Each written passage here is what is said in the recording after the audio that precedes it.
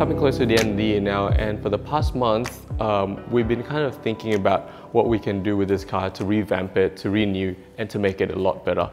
But we haven't really done too much drastic stuff. It's only been minor things, minor adjustments, services, and all that kind of stuff.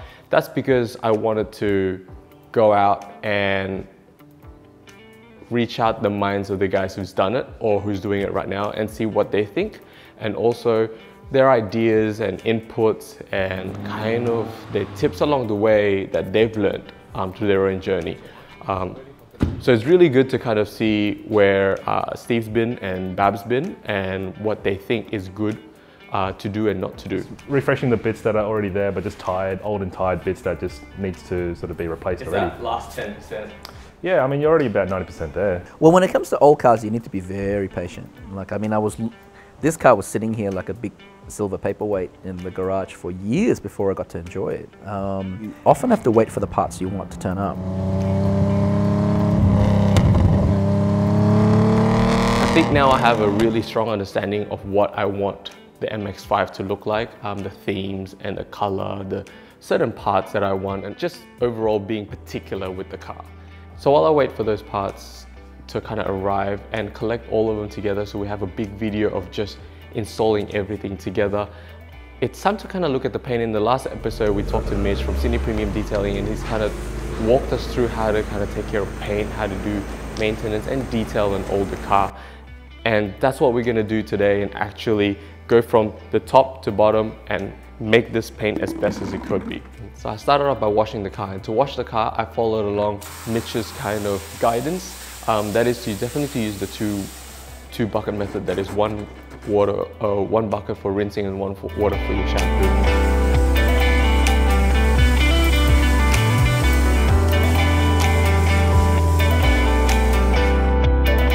And using a microfiber mitt as well as a microfiber towel to rinse off.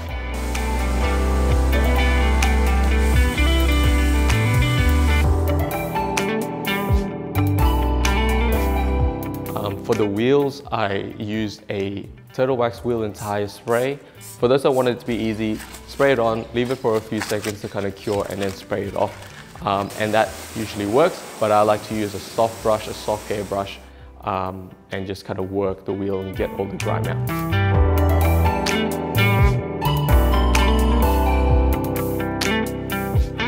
As soon as that kind of happens, we bring the car back into the garage, leave it for a few minutes, just let it dry, and let it cool down from the sun as well, before we actually start the next process.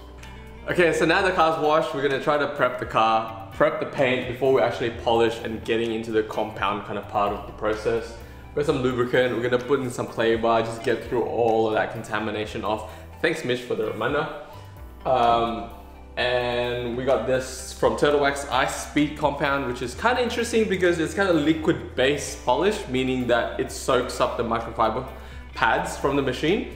But it also means that anytime you get a product in the cracks and in the seals and everything, it doesn't dry up to appear powder. You can just wash it straight off and there's no more kind of residue, which is kind of cool. And just to end it with all, I'm gonna put in the super hard shell wax on this car by Turtle Wax. But yeah, so let's get to it, and we're gonna go start with the clay bar.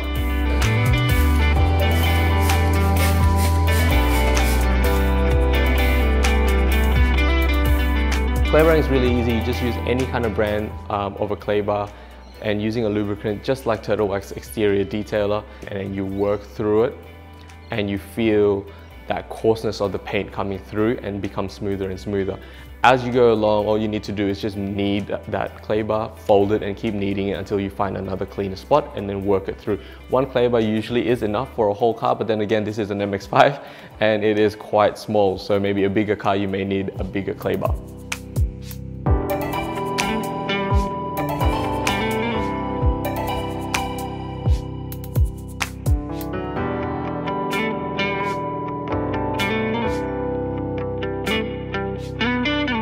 Alright, so when you clay bar, you're basically getting the contaminants off the paint. These are like tree saps, watermarks, anything that's kind of stuck to the paint, and you're taking it off by these, like, that's how much we're taking off, and that's why it's important to do a clay bar.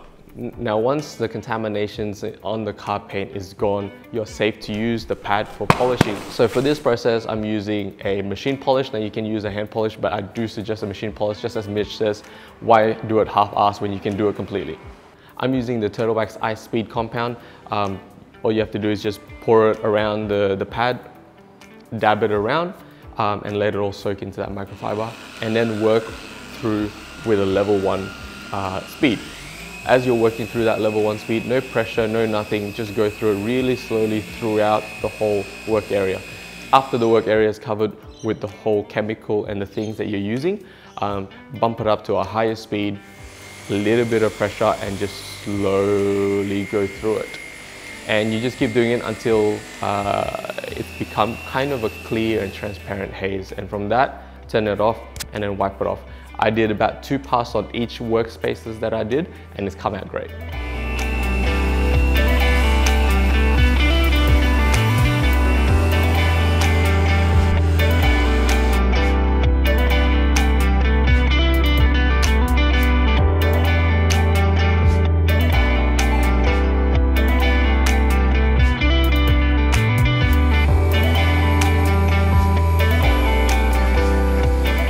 So we've gone through the whole car with the polishing compound with the machine. It's looking good. A lot of the swirls are out. It's only the deep scratches and maybe like the deep water spots that you can't really get out. It is an old car, it is an old paint and old kind of clear coat perhaps. I don't really want to take too much out of it now. The next step is obviously to seal the whole car using a wax. I'm using the Turtle Wax Super Hard Shell. Now I chose the paste one instead of the liquid one. I just think it works a little bit better. Open up, it kind of looks like that. So I've chosen the Turtle Wax Super Hard Shell. They do come in kind of a bottle as well. That's a bit of a paste and liquid combination. But I like this really thick kind of substance that they come in this tub. It just comes on a lot nicer. It comes off a lot slicker as well. So all you do is just dab it in, put it through the car. Basically, I like to do the whole car. Just do the whole car without wiping it off and let it haze for about 20 to 30 minutes. Go inside, do something else, come outside and wipe it all off. And do it about a couple more times so you get more coats, and usually this will protect the car for about 6 months to 12 months, but I like to do it a few months.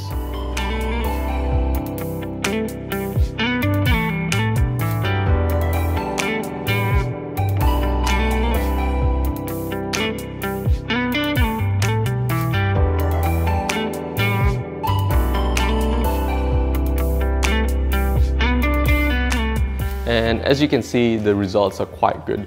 The cars kind of come off a little bit deeper, the cars come off a bit shinier, and when you touch it, it is a little bit slicker as well. Less contaminants on the paint, but being an old paint, I'm still seeing a lot of pitting in the metal.